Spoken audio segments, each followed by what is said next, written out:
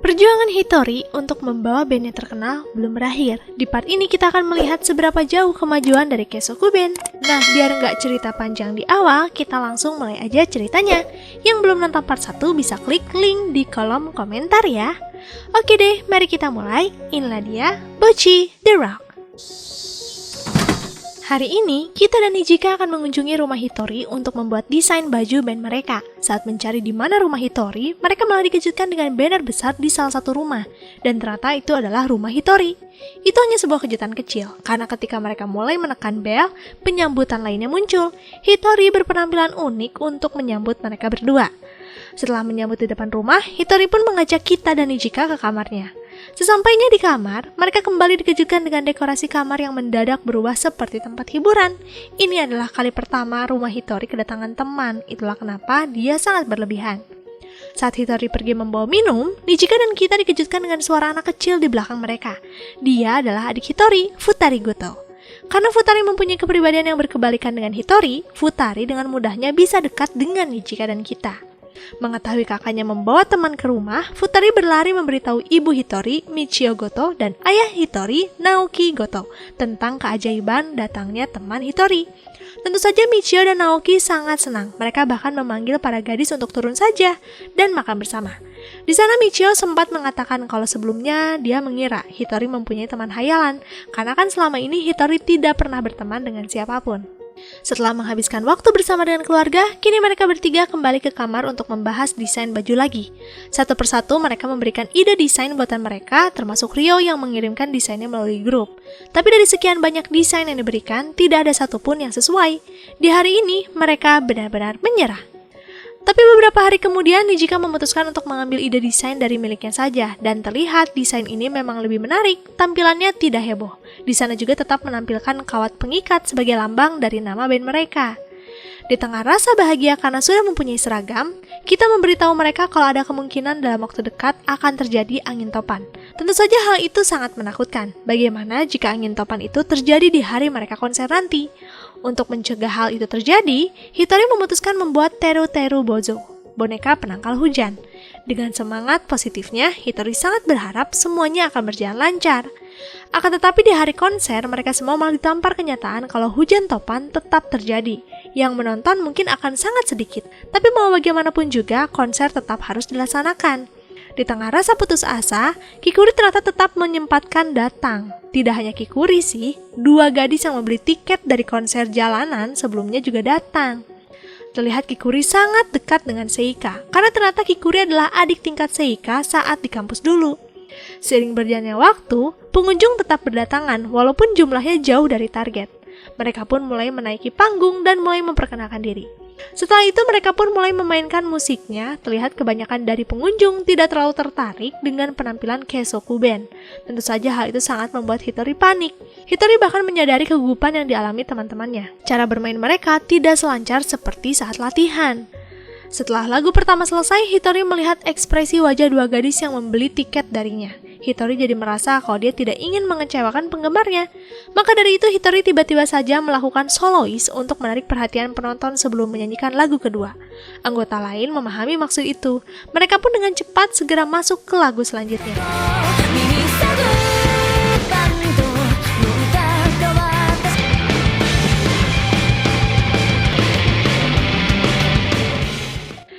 Nah, dari penampilan inilah berhasil membuat para pengunjung mulai mengalihkan perhatiannya kepada mereka.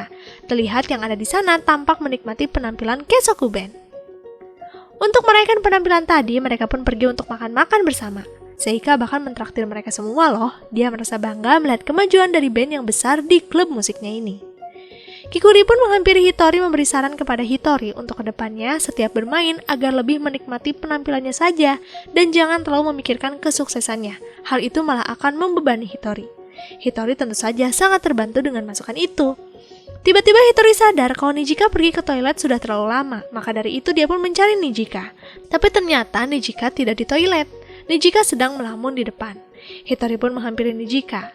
Adanya Hitori di sini, Nijika pun memberitahu Hitori kalau tadi saat melihat penampilan Hitori di atas panggung, Nijika menyadari sesuatu hal. Kalau permainan Hitori mirip seperti akun gitar hero yang sangat Nijika kagumi. Mendengar itu Hitori tentu saja sangat terkejut. Dia bingung harus menjawab apa. Tapi karena dia tidak ingin menyembunyikan hal itu terlalu lama, akhirnya Hitori pun mengiyakannya. Hitori memberitahu Nijika kenapa selama ini tidak jujur. Bukan karena tidak ingin terbuka kepada teman-temannya sendiri, tapi Hitori ingin bisa lancar tanpa gugup bermain gitar di depan umum dulu sebelum memberitahu Nijika. Karena kan cara bermain nyata dan online sangatlah berbeda. Nijika pun mengucapkan rasa syukur, dia tidak marah. Kehadiran Hitori di bandnya akan membuat kemajuan yang luar biasa. Nijika pun menceritakan alasannya kenapa ingin membuat band. Jadi dulu, Seika mempunyai band juga, tapi karena ibunya meninggal dan ayahnya pergi entah kemana, Seika jadi bertanggung jawab untuk kehidupan mereka berdua. Sejak membuat klub musiklah, Nijika jadi ingin membuat band juga agar bisa membawa klub milik kakaknya sukses. Kenapa Nijika yakin Hitori membawa keberuntungan? Karena selama ini setiap band mengalami kendala, Hitorilah yang selalu membuat gerakan awal sehingga semua anggota lain mau berusaha maju. Contohnya saja hari ini, Hitori benar-benar menjadi pahlawan bagi mereka. Nijika sangat yakin kalau band mereka suatu saat nanti bisa menjadi terkenal. Liburan musim panas masih tersisa beberapa hari. Hitori menghabiskan waktu hanya di kamarnya bermain gitar. Walau sebenarnya di dalam lubuk hatinya, dia sangat ingin bermain keluar bersama anggota band yang lainnya. Tapi seperti biasa, Hitori tidak mempunyai nyali untuk mengajak duluan. Kegiatan keluar rumah, dia hanya habiskan untuk bekerja saja. Keinginan yang terpendam ini merubah sikap Hitori selama bekerja paruh waktu juga. Semua anggota band merasakannya, begitu juga Seika. Seika bahkan meminta anggota band menghentikan kelakuan Hitori yang aneh. Seika pun jadi penasaran, apakah selama mereka libur bekerja, salah satu dari mereka ada yang mengajak Hitori main. Mendengar itu semua anggota jadi sadar, apa penyebab Hitori seperti ini. Hitori pasti sangat ingin bermain bersama. Selama ini anggota lainnya bukan tidak memperhatikan Hitori atau tidak ingin bermain dengan Hitori, tapi penyebabnya karena mereka sibuk dengan kegiatan masing-masing. Selain itu mereka malah saling mengira kalau salah satu dari mereka lah ada yang sudah mengajak Hitori bermain. Karena liburan musim panas tersisa hari ini saja, mereka akan membayar ketidakpekaan mereka kepada Hitori dengan mengajak Hitori ke pantai. Hitori yang mendengar hal itu tentu saja sangat senang. Saking senangnya, dia jadi tidak sadarkan diri, dan Hitori sadarnya malah ketika sudah sampai di pantai. Karena rencana ini bersifat dadakan, mereka tidak akan berenang, hanya akan mengunjungi tempat-tempat wisata yang ada di sekitar sana. Mereka mengunjungi tempat dari yang menyenangkan sampai yang menguras tenaga. Tapi walaupun begitu, ini pengalaman yang sangat menyenangkan bagi Hitori. Setelah mengunjungi berbagai macam tempat, kini mereka akan bersiap pulang. Tapi sebelum itu, kita mengajak yang lainnya mengunjungi kuil. Kuil ini adalah tempat wajib yang harus mereka datangi. Kenapa? Karena kuil ini didedikasikan untuk dewi musik dan seni pertunjukan. Tempat ini akan sangat tepat bagi mereka mendoakan band mereka sendiri.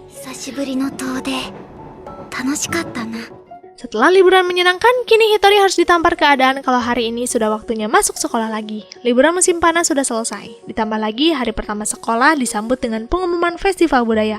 Hal itu sangat-sangat dibenci Hitori karena dia tidak pernah punya kenangan menyenangkan di festival budaya. Di tengah lamunannya, Hitori tiba-tiba teralihkan dengan pengumuman ketua kelas yang memberitahu kalau OSIS mengadakan pesta pertunjukan juga. Siapapun yang minat bisa mengisi formulir. Pada saat itu Hitori langsung teringat untuk membawa Keisoku Band tampil di festival budaya. Tanpa disadari Hitori bahkan mengisi formulirnya.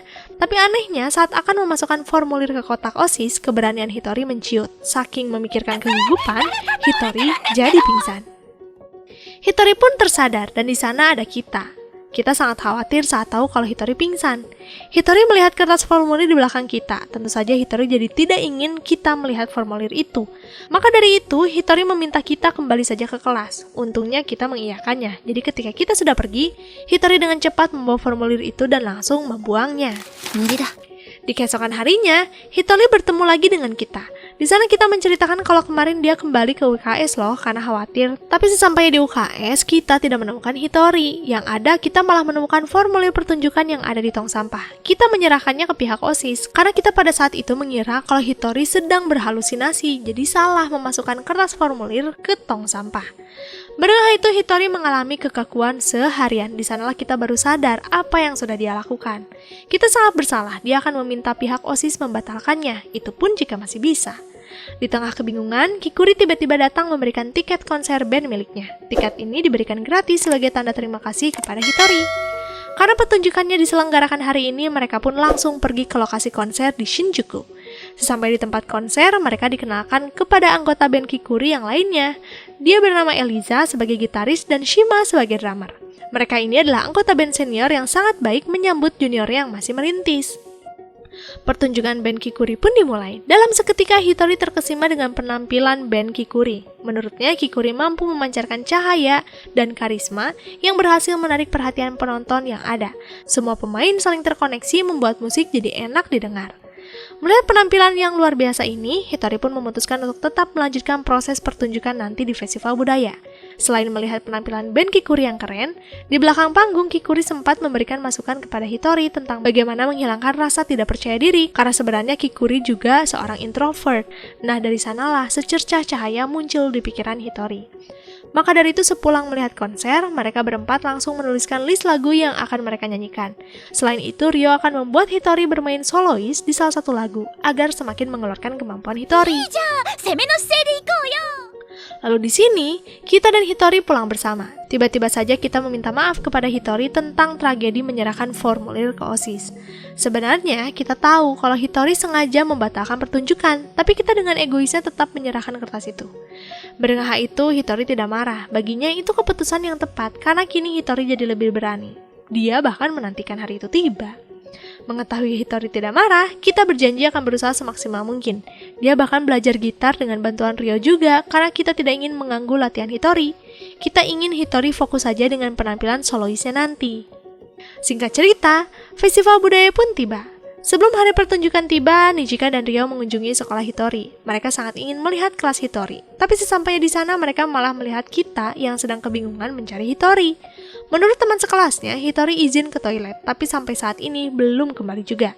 Mendengar itu, mereka sadar kalau Hitori sebenarnya mengalami kepanikan yang luar biasa. Kita menebak kalau Hitori pasti diam di tempat yang sangat sepi dan tersembunyi. Tebakan kita memang benar sih. Tanpa menunggu waktu lama, mereka langsung menemukan Hitori di belakang sekolah. Mereka pun langsung membawa Hitori agar dia kembali ke kelasnya lagi. Tapi karena sepanjang jalan banyak yang menarik, mereka berempat memutuskan untuk mengunjungi satu persatu tempat. Melihat mereka terlalu terlena bermain, kita segera menyadarkan temannya untuk tetap membawa Hitori ke kelasnya.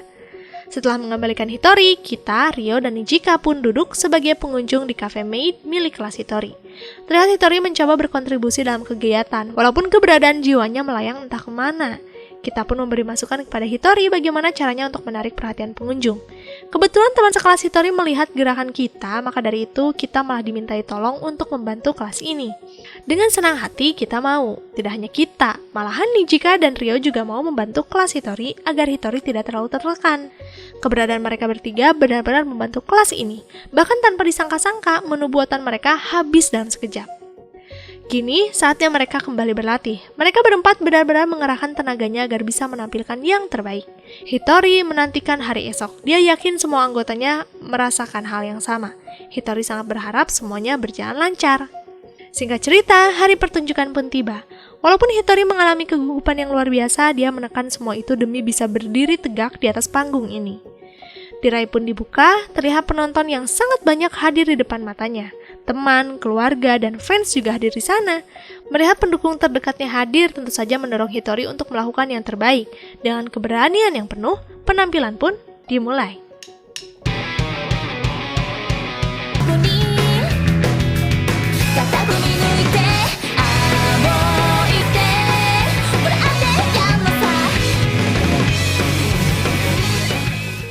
Penampilan di lagu pertama berjalan dengan sangat lancar. Hitori tidak merasakan kegugupan. Dia bermain dengan sangat baik.